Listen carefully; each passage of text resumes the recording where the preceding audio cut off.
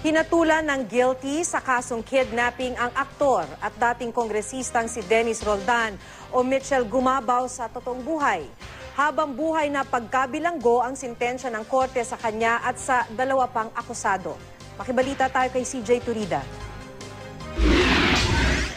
Nakangiti at kampanteng dumating sa Pasig Regional Trial Court kanina ang aktor at dating congressman na si Dennis Roldan. Siya ang itinuturong mastermind sa pagdukot noong 2005 sa isang batang 3 taong gulang at anak ng Filipino-Chinese businessman na si Ken Shi Yu. Humarap siya ngayong araw sa promulgation ng kanyang kasong kidnapping. Ang desisyon ng korte kay Roldan at dalawa pa niyang kapwa-akusadong sina Rowena San Andres at Adrian Domingo. Accused Mitchell Gumabaw at Dennis Roldan, Rowena P. San Andres at Adrian C. Domingo are found guilty beyond reasonable doubt as amended. This court hereby imposes the penalty of reclusion perpetua without eligibility for parole. Napawalang sala naman ang isa nilang kasamahang si Octavio Garces. Napaiyak ang dalawang kapwa-akusado ni Roldan matapos ibaba ang hatol.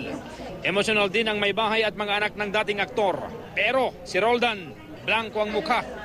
Seryoso siya habang kinakausap ng kanyang abogado matapos ng pagdinig. Ang isang mga hindi maganda, yung bang ang nag-decide ng case natin is hindi yung nag-hearing ng case. Kasi siyempre wala si judge. I have nothing against him, but siyempre wala siyang demeanor ng kaso. Hindi niya nakita, hindi niya napanood. Nagre-rely lang siya sa transcript. Kalmado naman siyang lumabas ng courtroom at sumakay sa mobil ng mga pulis na nagdala sa kanya sa New Bilibid Prison. Plano ngayon ng kampo ni Roldan na iapela ang kaso. Giit niya, walang matibay na ebidensya laban sa kanya. Tila minadili raw ang kaso at transcript lang ang pinagbasehan ng hukom na nagbaba ng desisyon. Wala na kasi ang judge na dating humahawak ng kaso na unang dininig, halos 8 taon na ang nakakaraan. Sa tingin daw nila, hindi kinonsidera ng kasalukuyang hukom ang mga impormasyong ginamit nila bilang depensa.